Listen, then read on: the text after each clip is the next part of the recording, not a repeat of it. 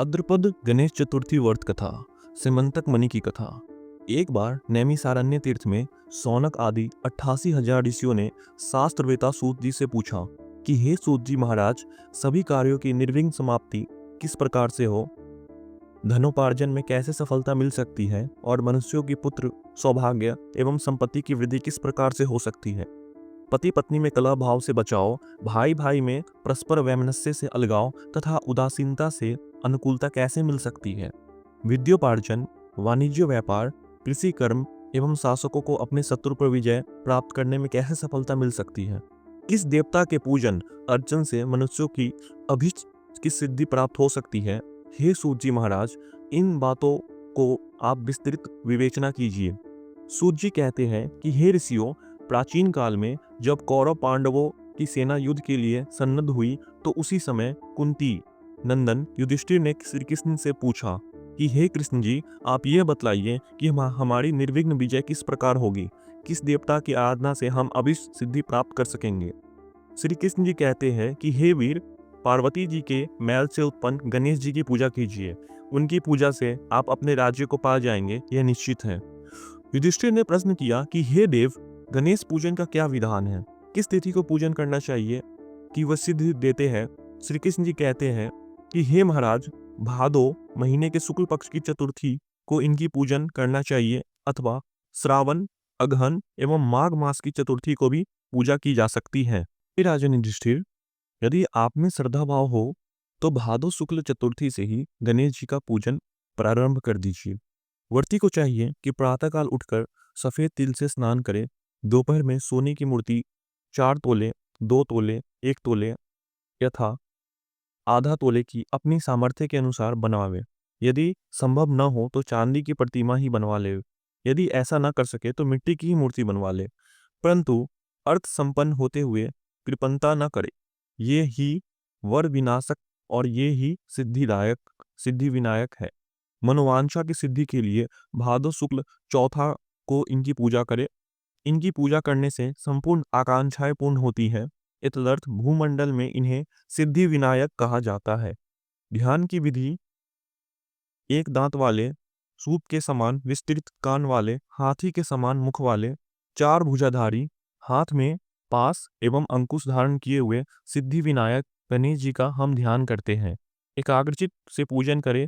पंचामृत से स्नान कराने के बाद शुद्ध जल में स्नान करें। अनाधीप, हे उमापुत्र, हे पाप के नाशक, हे विनायक, हे स्नंदन, हे सर्व सिद्धिदाता, हे एक दंत, हे गजमुख, हे मूषक वाहन, हे स्कंद कुमार के ज्येष्ठ भ्राता, हे गजानन महाराज, मैं आपको प्रणाम करता हूँ।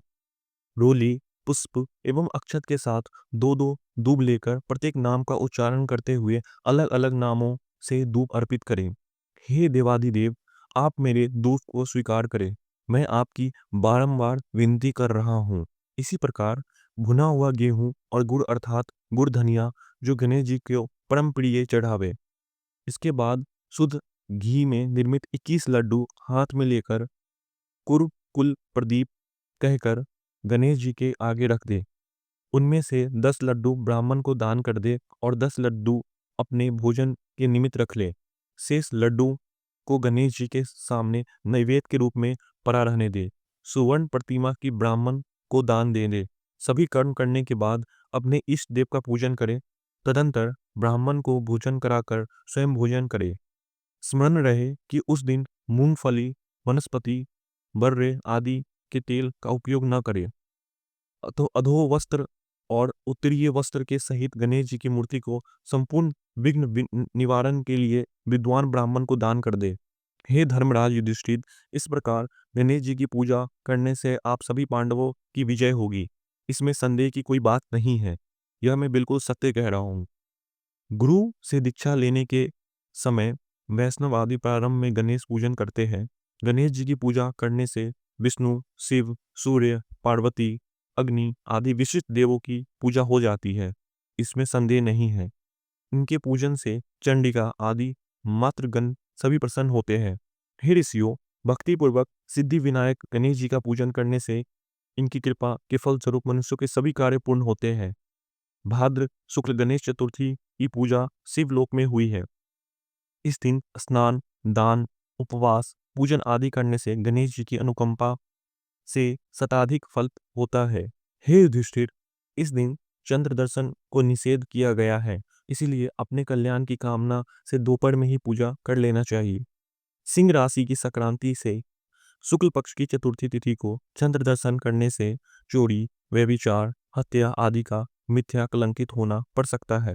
इसलिए आज के दिन चंद्र दर्शन करना वर्जित है। भूल से चंद्र दर्शन हो जाए तो ऐसा कहे, सिंह ने प्रसेनजित को मार डाला और जामवन ने सिंह को यमालय भेज दिया। हे बेटा, रो मत, तुम्हारी सैमंतक मणि ये है। सैमंतक मणि का उपाख्यान। नंदीकेश्वर कहते हैं कि आप लोग दत्तचित्त होकर इस कथा को श्रवण करें। भादो शुक्ल चतुर्थी को सदैव सावधानी पूर्वक गणेश जी का शुभदायक व्रत करें।